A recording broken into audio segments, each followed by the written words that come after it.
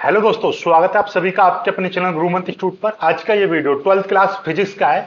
Physics में हम काफी सारे टॉपिक इंपोर्टेंट हैं, छोटी छोटी परिभाषाएं उनको कंप्लीट कराऊंगा। अब ये नए सिरे से नई चीजें स्टार्ट होने वाली हैं, तो उनसे पहले थोड़ा सा पुराना जो अब तक मैंने, जैसे कि ये वैद्युत प्रतिरोध मैंने आपको कराया, देखिएगा कुछ चीजें मैंने आपको कराई। वैद्युत प्रतिरोध मैंने आपको कराया है, पहले ही करा दिया है। आज फिर से आपको पढ़ने का सीखने का मौका मिलेगा। फिर इसके बाद में कुछ नए नए टॉपिक्स हैं, उनको सीखेंगे, तो उनके लिए ये बहुत ज्यादा जरूरी है, इसलिए फिर से मैं रिवाइज करा दे रहा हूं। कुछ स्टैंडर्ड परिभाषा यहां पर लिखवा दे रहा हूं ताकि आपको अच्छे से समझ में आ जाए। वैद्युत प्रतिरोध के बारे में मैं पहले ही आपको पढ़ा चुका हूं, लेकिन यहां पर फिर से आपको पढ़ने का मौका मिल रहा है। ठीक है, चलिए देखिए। यहां पर सबसे पहले मैंने यहां पर क्या लिखा है, वैद्युत प्रतिरोध क्या होता है कि यह देखिएगा, ये मेरे पास में मान लीजिए कोई चालक है, ये कोई मेरे पास में चालक है, और इसमें क्या है, ये चालक है, तो चालक में क्या होंगे, मुक्त इलेक्ट्रॉन भी होंगे। और जब मैं इसमें क्या करूंगा, बैटरी से जोड़कर इस पर विभव लगा दूं, यानी इसके सिरों पर मैं क्या करूं, 20 वोल्ट की बैटरी जोड़ दूं, तो इसमें क्या होने लगेगा, इसमें धारा प्रवाहित होने लगेगी। ठीक है, तो वैद्युत प्रतिरोध होता है कि इस पर लगाया गया विभवांतर तथा धारा का अनुपात सदैव नियत रहता है, जिसको हम वैद्युत प्रतिरोध कहते हैं। तो किसी भी चालक चालक चालक के सिरों पर लगाया गया विभवांतर तथा उसमें प्रवाहित होने वाली धारा का अनुपात वैद्युत प्रतिरोध कहलाता है। ये परिभाषा समझ में आ गई आपको? परिभाषा देखिए, यहां पे लिख दी है मैंने, किसी चालक के सिरों पर विभवांतर तथा उसमें प्रवाहित धारा के अनुपात को वैद्युत प्रतिरोध यानी इलेक्ट्रिकल रेजिस्टेंस कहते हैं। ठीक है, अब इसका मात्रक आपको पता ही है, पहले ही मैंने बता दिया था, एक बार फिर से देख लो। वोल्ट प्रति एम्पियर। वी वी यानी विभवांतर, विभवांतर का मात्रक वोल्ट, आई यानी धारा, धारा का मात्रक एम्पियर। वोल्ट प्रति एम्पियर, या हम इसको ओम बोलते हैं, और ओम का सिंबल ये होता है। इसका विमीय सूत्र एम एल स्क्र टी की घात -3 ए की घात -2 ये होती है। राशि ये कैसी होती है भाई, राशि ये होती है अदिश राशि होती है, याद से समझ लीजिएगा इसको, अदिश राशि है। अब आते हैं आपका वैद्युत चालकता। ये वैद्युत चालकता क्या है, जैसे आपने अभी अभी पढ़ा वैद्युत प्रतिरोध, वैद्युत प्रतिरोध पढ़ा, इस वैद्युत प्रतिरोध के व्युत्क्रम को, यानी कि वैद्युत प्रतिरोध के व्युत्क्रम को ही वैद्युत चालकता कहते हैं। इसको हम जी से प्रदर्शित करते हैं। तो जी बराबर नॉर्मली फॉर्मूला क्या हो जाएगा, जी यानी वैद्युत चालकता बराबर 1/R, यानी आर क्या है, अपने आप में वैद्युत प्रतिरोध है। वैद्युत प्रतिरोध के व्युत्क्रम, व्युत्क्रम यहां पर लगता है, वहां पर हम बट्टे में लिख देते हैं। यानी एक्स का व्युत्क्रम 1/x, वाई का व्युत्क्रम 1/y। वैद्युत प्रतिरोध बोले तो आर, वैद्युत प्रतिरोध का व्युत्क्रम 1/R। इस तरीके से बात समझ में आ गई आपको? ठीक है, चलिएगा आगे चलते हैं हम। इसका देखिएगा, इसका मात्रक क्या बनेगा, देखिएगा मात्रक इसका बनता है ओम इनवर्स, क्योंकि आप जानते हो वैद्युत ये प्रतिरोध है, प्रतिरोध का मात्रक ओम होता है, तो ओम ऊपर जाएगा तो ओम इनवर्स, या ओम की घात -1। इस मात्रक ओम इनवर्स को ही हम सीमेन के नाम से भी जानते हैं। इसको ओम इनवर्स, जो मात्रक ओम इनवर्स होता है, उसको हम सीमेन भी बोलते हैं, यानी एस से भी रिप्रेजेंट करते हैं। जैसे कि ये देखिएगा, वैद्युत प्रतिरोध का मात्रक ये होता है, इसको ही जब मैं उल्टा कर दूंगा तो इस तरीके से बनेगा, तो यही होता है सीमेन। सीमेन का सिंबल भी होता है, इसे सीमेन को हम उल्टे ओम से, यानी ये सीमेन का सिंबल है, ध्यान से समझ लीजिएगा। जब वैद्युत प्रतिरोध के सिंबल को हम उल्टा कर देते हैं, तो वही आपकी वैद्युत चालकता का मात्रक बन जाता है, और उसी को हम सीमेन बोलते हैं। यहां पर नोट करके आप लिख सकते हैं, नोट करके आप देख सकते हैं क्या है कि किसी पदार्थ की चालकता यानी कि चालकत्व का मान पदार्थ की प्रकृति, आकृति तथा उसके ताप पर निर्भर करती है। ठीक है, बात समझ में आई, बात नहीं आई? ये है। इसका यदि आपसे कभी ग्राफ भी पूछ सकता है, ग्राफ में आपका यहां पे बना दे रहा हूं, ये देखिएगा इसको, ये देखिएगा इसको यहां पर,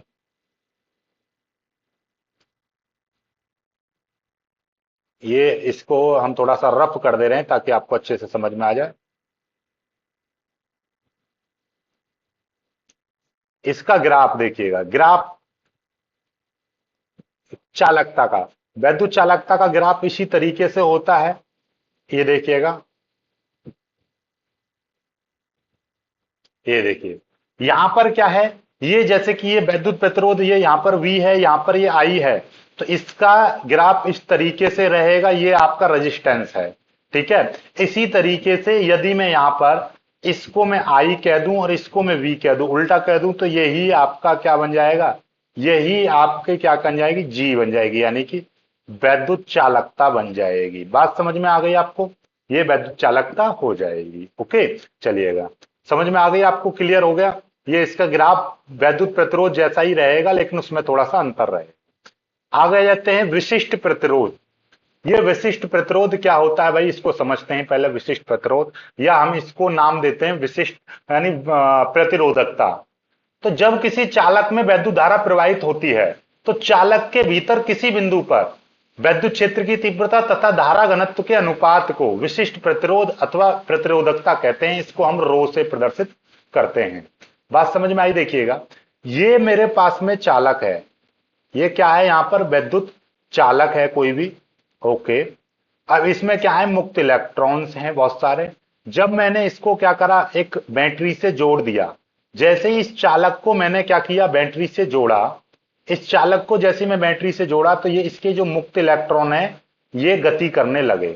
इसमें क्या होगी, इसमें धारा प्रवाहित, जब इलेक्ट्रॉन गति करने लगे, हमने वी वोल्ट की बैटरी जोड़ी, तो इसमें ये जो इलेक्ट्रॉन्स हैं ये गति करने लगे और इसमें आई धारा प्रवाहित होने लगी। ओके, अब ध्यान से समझिएगा, तब जब हमने इसमें वैद्युत धारा इसमें प्रवाहित की और इसका वी वोल्ट है, तो अब इसके दौरान इस चालक में, यहां पर मैं देख रहा हूं तो यहां पर कुछ ना कुछ वैद्युत क्षेत्र होगा। तो यहां पर कुछ ना कुछ, यहां पर वैद्युत क्षेत्र मान लिया मैंने, ई मान लिया। और यहां पर इस चालक से लंबवत यदि धारा गुजरेगी तो यहां पर क्या होगा, धारा घनत्व भी होगा जे। तो इस वाले बिंदु पर, यहां पर इस वैद्युत क्षेत्र की तीव्रता और धारा घनत्व के अनुपात को हम क्या बोलते हैं, इसका विशिष्ट प्रतिरोध बोलेंगे। यहां का इस चालक का विशिष्ट प्रतिरोध कहेंगे।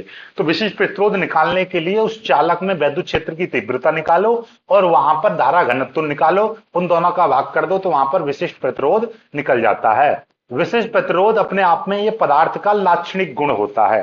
ठीक है, इसके बारे में वैद्युत प्रतिरोध, विशिष्ट प्रतिरोध, इन सब के बारे में मैंने पहले एक वीडियो बनाया है, दूसरा या तीसरा वीडियो होगा, उसको देखना, उसमें और विस्तृत जानकारी दी है। हालांकि यहां पर मैं इंपोर्टेंट आपको बता रहा हूं। अब इसका मात्रक भी बनेगा, देखिएगा, विशिष्ट प्रतिरोध का मात्रक क्या बन जाएगा, आपको वैसे ही पता है इसका। देखिए, यहां पर नॉर्मली देखा जाए, आप देखिए, इसका मात्रक होता है ओम मीटर। क्या मात्रक होता है इसका, ओम मीटर। ओम मीटर, ये मात्रक कैसे निकलता है अभी आगे आपको पता चलेगा। क्यों पता चलेगा, देखिएगा, इसका मात्रक ओम मीटर होता है।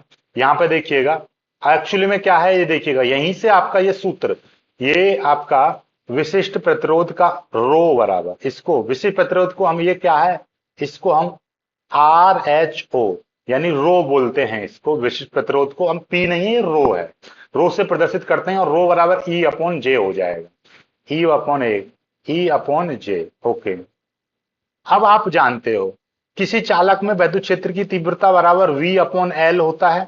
ठीक है, और धारा घनत्व जे बराबर क्या होता है, आई अपॉन ए। ठीक है, एकांक क्षेत्रफल से लंबवत गुजरने वाली धारा को धारा घनत्व कहते हैं। तो ये तो आपका हो गया धारा घनत्व, ये क्या है, धारा घनत्व, ये क्या है, वैद्युत क्षेत्र की, ये है वैद्युत क्षेत्र की तीव्रता।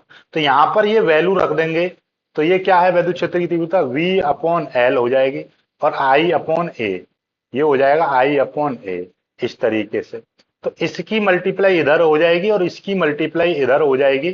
तो ये अपने आप में क्या हो जाएगा, ध्यान से देखेंगे हम। तो इसको यदि मैं आगे लेकर चलूं, तो V के साथ में मल्टीप्लाई हो जाएगी ए की, और यहां पर एल के साथ में मल्टीप्लाई हो जाएगी आई की। इसी को मैं V इंटू इंटू ए अपॉन, इसको आई को पहले इंटू एल को बाद में लिख सकता हूं, नहीं लिख सकता, बिल्कुल लिख सकता हूं, ये आपस में मल्टीप्लाई है। ओके, अब मेरे को एक चीज बताइए, ये वाली चीज, V अपॉन ओम के नियम से या वैद्युत प्रतिरोध की परिभाषा से V अपॉन आई बराबर क्या होता है, आर होता है। ये रो बराबर चल रहा था, तो रो बराबर ये V अपॉन आई को मैं आर बोल दूंगा, इंटू ए ऊपर आ जाएगा, नीचे आपका एल आ जाएगा। इसीलिए रो का एक फॉर्मूला बन जाता है, रो बराबर आर ए अपॉन एल। यहीं से आपका जिस भी तार का ज्यादा प्रतिरोध होगा उसका विशिष्ट प्रतिरोध भी ज्यादा होगा, जिसका अनुप्रस्थ काट का क्षेत्रफल ज्यादा होगा उसका, ये अनुप्रस्थ काट का क्षेत्र, ये थोड़ा सा गड़बड़ होगी यार, उल्टा कर दिया हमने, उल्टा। वी अपॉन आई, थोड़ा सा, एक सेकंड एक सेकंड एक सेकंड एक सेकंड, ये देखिएगा। हाँ हाँ, ठीक है ठीक है ठीक है, ओके ओके, नो प्रॉब्लम, ठीक है, ये हो गया। ओके, चलिएगा यहां से, हाँ सही है सही है सही है, ये हो गया। अब यहीं से आपका एक फॉर्मूला बनता है आर का। आर ये वैद्युत प्रतिरोध जो होता है, तो हम इसका निकालेंगे तो रो के साथ में ये एल, रो के साथ में ये एल आ जाएगा, अपॉन अपॉन ए नीचे आ जाएगा, इस तरीके से बनता है। यहां से ये फॉर्मूला बनता है, इस फॉर्मूले से हम सारी चीजें, हमने पहले भी आपको बताया था। ये विशिष्ट प्रतिरोध यहां पर कांस्टेंट का काम करता है। तो जितना जितना ज्यादा लंबा, यानी एल लंबाई है चालक की लंबाई, जितना ज्यादा लंबा होगा तार, उसका विशिष्ट, उसका प्रतिरोध, वैद्युत प्रतिरोध ज्यादा होगा। जिसका अनुप्रस्थ क्षेत्रफल ज्यादा होगा, उसका प्रतिरोध कम होता है। तो ये दोनों में एक दूसरे का संबंध होता है। यहीं से यहीं से देखिएगा, एक परिभाषा और बना देता हूं मैं यहां पर। ये जो आपका फॉर्मूला निकल कर आया है, कौन सा, ये वाला। अब इसी माना, इसी फॉर्मूले में मैं एल बराबर एक, 1 मीटर, तथा ए बराबर 1 मीटर स्क्वायर, यानी इसको भी मैं एकांक कह दूं और इसको भी मैं एकांक कह रहा हूं। ठीक है, ये तो लंबाई एकांक कह दी, तो इसमें जब एल का मान 1 हो जाएगा, ये मान 1 हो जाएगा, और ये भी मैंने 1 रख दिया, तो क्या हो जाएगा, आर बराबर रो, ये आ जाएगा। आर बराबर क्या आ गया, रो आ गया। तो इसका मतलब यह है कि विशिष्ट प्रतिरोध, ये क्या है, ये आपका विशिष्ट प्रतिरोध है, विशिष्ट प्रतिरोध। और ये आर क्या है, आर है वैद्युत प्रतिरोध। ठीक है, वैद्युत प्रतिरोध। तो यहां से एक कंडीशन बन गई कि ये वैद्युत प्रतिरोध जो होता है वो विशिष्ट प्रतिरोध के बराबर होता है, स्पेशल कंडीशन में, कि चालक की लंबाई 1 मीटर हो और उसका अनुप्रस्थ क्षेत्रफल भी 1 मीटर स्क्वायर हो। तो इसीलिए यहां पर देखिएगा परिभाषा लिख दी जाती है। क्या परिभाषा लिख दी जाती है, यहां पर एक परिभाषा बनती है एकदम मस्त सी, ये कि किसी पदार्थ का विशिष्ट प्रतिरोध उस पदार्थ के 1 मीटर लंबे तथा 1 मीटर अनुप्रस्थ, 1 मीटर स्क्वायर, यहां पर स्क्वायर भी बोलेंगे, 1 मीटर स्क्वायर अनुप्रस्थ क्षेत्रफल वाले तार के प्रतिरोध के बराबर होता है। बात खत्म। यानी कि किसी भी पदार्थ का विशिष्ट प्रतिरोध उसके 1 मीटर लंबे तथा 1 मीटर स्क्वायर अनुप्रस्थ काट के क्षेत्रफल के तार का जितना वैद्युत प्रतिरोध होगा उसके बराबर पाया जाता है। बात खत्म। ठीक है, अब यहां से विशिष्ट चालकता, विशिष्ट चालकता, विशिष्ट चालकता पढ़ेंगे अब हम। ये देखिएगा, ये यहां से और थोड़ा सा और ऊपर ले आ रहा हूं, ये विशिष्ट चालकता। विशिष्ट चालकता क्या है, विशिष्ट चालकता, विशिष्ट प्रतिरोध के व्युत्क्रम को हम विशिष्ट चालकता कहते हैं। इसको, इसे सिग्मा, ये क्या है आपका, सिग्मा से प्रदर्शित करते हैं। इसको विशिष्ट चालकता को सिग्मा से प्रदर्शित करते हैं। तो सिग्मा बराबर 1/रो, ये क्या है आपका, रो क्या है आपका, विशिष्ट प्रतिरोध है। विशिष्ट प्रतिरोध बताया था, विशिष्ट प्रतिरोध का व्युत्क्रम यानी 1 में, ये हो जाएगा। इसका विमीय सूत्र, इसका मात्रक क्या होता है, जैसे कि विशिष्ट प्रतिरोध का मात्रक ओम मीटर था, तो इसका मात्रक क्या हो जाएगा, ओम मीटर इनवर्स। विशिष्ट चालकता का मात्रक, यहां पर देखिएगा ये गलत लिखा हुआ है, इसको हम क्या बोलेंगे, ओम इनवर्स मीटर इनवर्स। तो यहां पर हम क्या लगा देंगे, ये देखिएगा,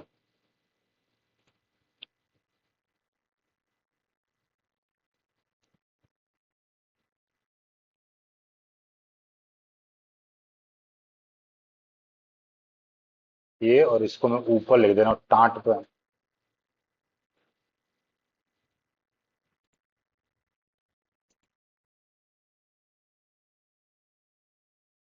ये भी टाट पर ले गए।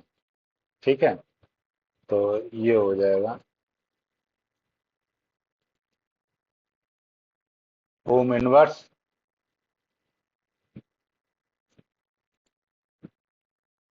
Metre inverse. ठीक है,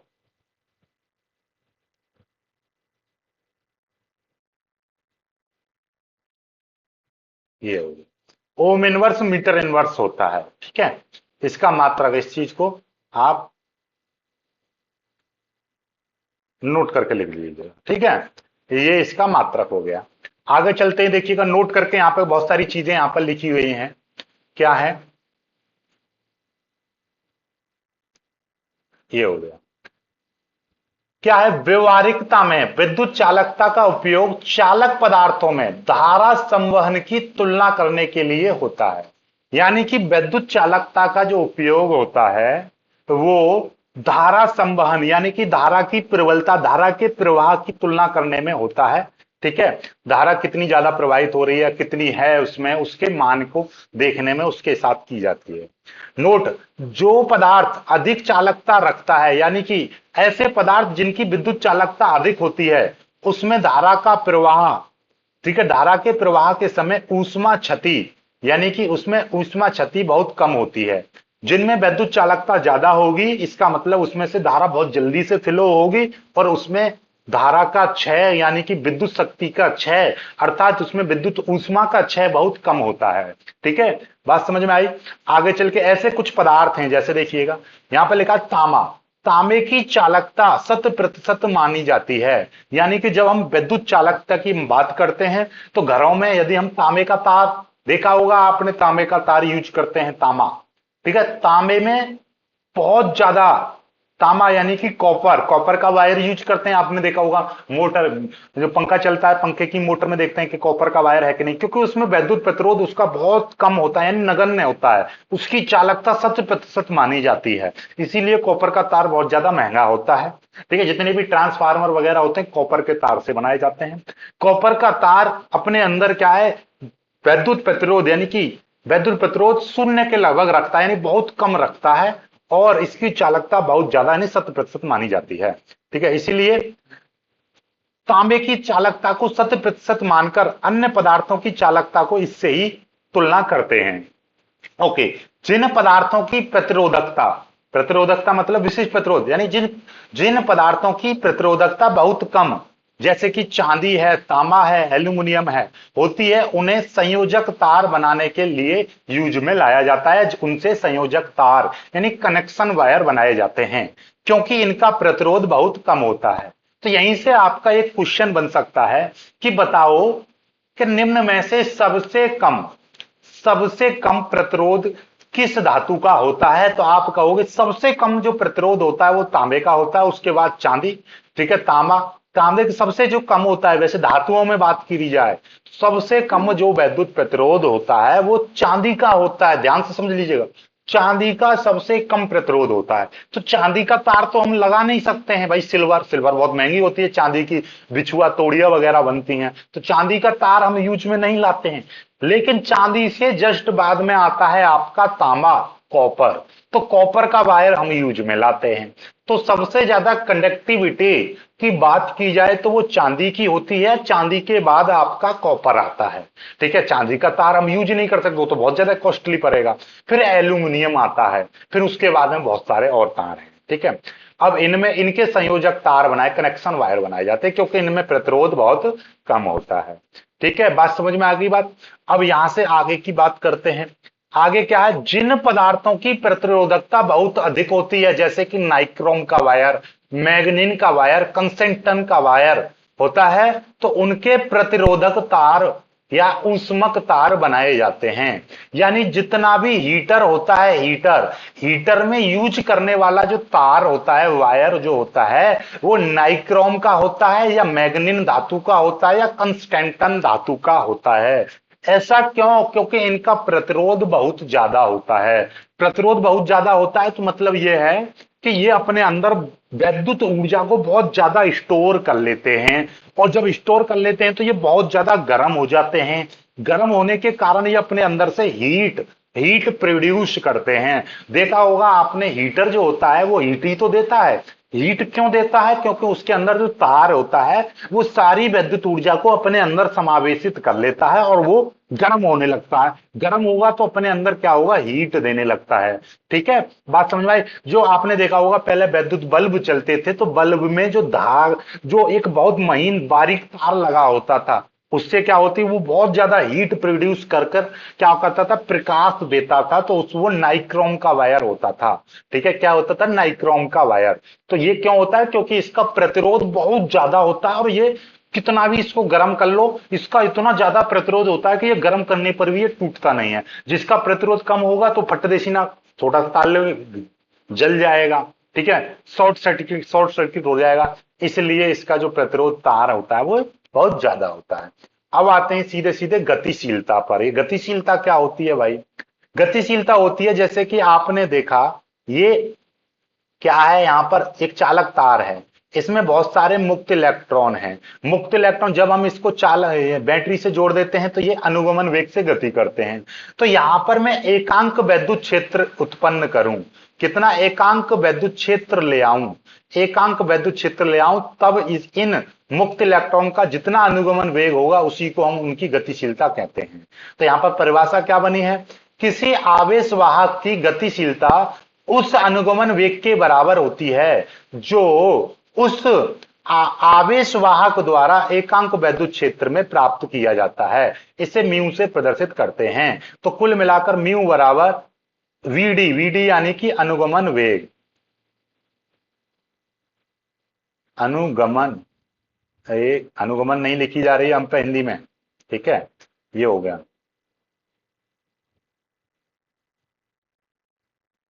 अनुगमन वेग। और नीचे क्या है, वैद्युत क्षेत्र। जिस चीज को एकांक करते हैं उसको नीचे लेते हैं। तो एकांक क्षेत्र में, एकांक वैद्युत क्षेत्र में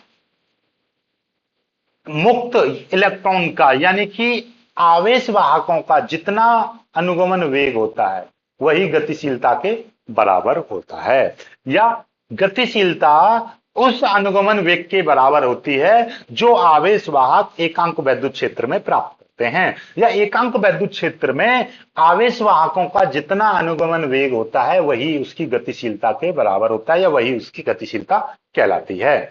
अब यहां से एक इंपोर्टेंट, वेरी इंपोर्टेंट आपका एक छोटा सा डेरिवेशन टाइप का बनता है, विशिष्ट चालकता और धारा घनत्व में संबंध आप बताओ। विशिष्ट चालकता और अनुगमन वेग में संबंध बताओ। कोई दिक्कत नहीं, नो प्रॉब्लम। देखिएगा, आप जानते हैं, हम जानते हैं, वी नो दैट, हम क्या जानते हैं भाई, विशिष्ट चालकता। विशिष्ट चालकता का फॉर्मूला क्या होता है, विशिष्ट चालकता सिग्मा बराबर 1/रो, ये होता है। तो सिग्मा बराबर 1/रो का फॉर्मूला क्या होता था, ई अपॉन देखिएगा, रो की परिभाषा बताई थी वैद्युत क्षेत्र और धारा घनत्व के अनुपात को, ये देखिएगा ऊपर बताई थी। यहाँ पर ये कहाँ गया, विशिष्ट, ये विद्युत चालकता थी, ये देखिएगा विशिष्ट प्रतिरोध, ये रहा। विशिष्ट प्रतिरोध बराबर E/J, यानी वैद्युत क्षेत्र की तीव्रता और धारा घनत्व के अनुपात को बोलते हैं। तो यहां पर देखिएगा ये आ गया। तो यहां जानते हैं हम रो बराबर क्या होता है, E/J होता है। तो यहाँ पर E/J हो जाएगा, जे ऊपर चला जाएगा तो सिग्मा बराबर J/E आ जाएगा। ई की मल्टीप्लाई इधर कर देंगे तो जे बराबर क्या हो जाएगा, सिग्मा इंटू ई।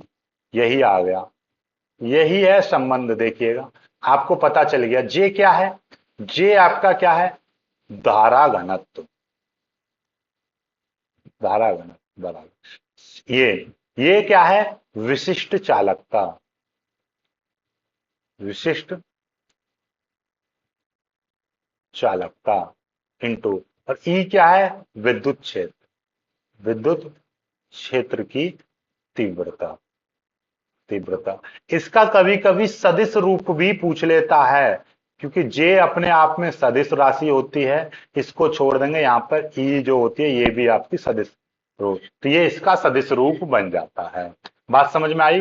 अब यहां से आगे आते हैं, ओमीय या रेखीय चालक कौन से होते हैं। वे चालक जो ओम के नियम का पालन करते हैं। ओम के नियम का पालन का मतलब यह है कि जिन चालकों में, यानी जिन चालकों में हम क्या करें, धारा प्रवाहित करें, इन चालकों में, जिन चालकों में हम धारा प्रवाहित करें और धारा प्रवाहित करने पर उसमें V वोल्ट का विभवांतर लगाया और इसमें I धारा प्रवाहित हुई, तो V विभवांतर और धारा का अनुपात सदैव नियत रहता है, उनको हम बोलेंगे ओमीय चालक। यानी कि उन्हें ओमीय चालक कहते हैं जिनमें जो ओम के नियम का पालन करते हैं, यानी जिन चालकों में विभवांतर और धारा का अनुपात नियत रहता है उनको हम ओमीय चालक कहते हैं। जैसे कि तांबा है, चांदी है, तांबा है, पायरा है, पारा है, नाइक्रोम है, सल्फर है, माइका है, घुलनशील जितने भी इलेक्ट्रोड, ये सब आपके ओमीय चालक कहलाते हैं। यानी कि नोट करके यहां पर लिखा गया है, ओम का नियम सभी चालकों पर लागू नहीं होता है। पहली चीज तो ओम का नियम सभी चालकों पर लागू नहीं होता है। और नोट करके नोट नंबर दूसरा यह है कि नॉर्मल यानी कि कम विभवांतर पर, कम विभवांतर पर, कम विभवांतर पर सभी धातुएं, सभी धातुएं, सभी धातुएं ओम के नियम का पालन करती हैं, ओम के नियम का पालन करती हैं। ठीक है, कम विभवांतर पर, ध्यान से समझ लीजिएगा, यहां पर लिखा हुआ है कहीं पर लिख। ठीक है, अब आगे आते हैं अनओमीय चालक कौन से होंगे। जो पदार्थ ओम के नियम का पालन नहीं करते हैं वो अनओमीय चालक कहलाते हैं। जैसे निर्वात नलिका यानी कि वैक्यूम ट्यूब, अर्धचालक, अर्धचालक डायोड, विद्युत अपघटनी द्रव, ट्रांजिस्टर, ये सभी ओम के नियम का पालन नहीं करते हैं, इसलिए ये अनओमीय चालक कहलाते हैं। अब इसी के लिए ओमीय और अनोमीय चालक के आधार पर प्रतिरोध भी दो प्रकार के होते हैं, एक ओमीय प्रतिरोध और एक होते हैं अनओमीय प्रतिरोध। तो ओमीय प्रतिरोध कौन से होंगे भाई, इनको भी समझो।